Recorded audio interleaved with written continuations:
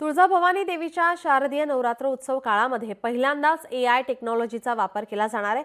भाविकांच्या गर्दीचे नियंत्रण, भाविकांची संख्या तसेच हरवलेल्या व्यक्तींना शोधण्याचं काम या टेक्नॉलॉजी असलेल्या कॅमेऱ्यातून करण्यात येणार आहे। यासह भाविकांच्या सुरक्षेसाठी उत्सव काळात तुळजापुरात एकूण 202 CCTV कॅमेऱ्यांची नजर राहणार आहे।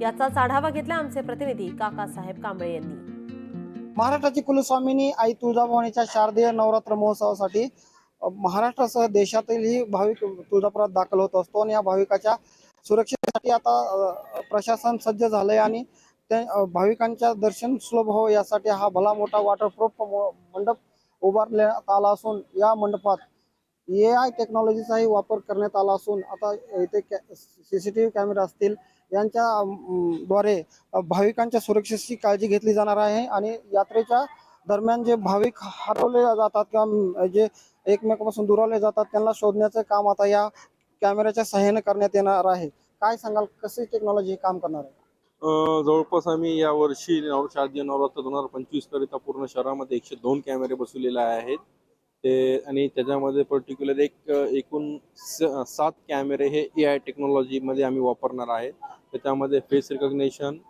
पीपल्स काउंट आणि क्राऊड मॅनेजमेंट हे 3 फंक्शन आम्ही वापरणार आहेत। सध्या याचं नियोजन चालू आहे।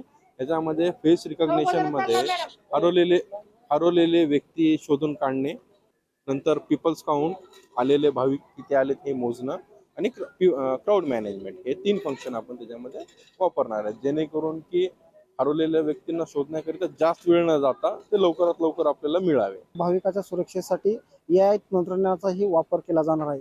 काकासाहेब कांबळे, लोकशाही मराठी, तुळजापूर। लोकशाही मराठी ऐका, पहा, जागरूक रहा।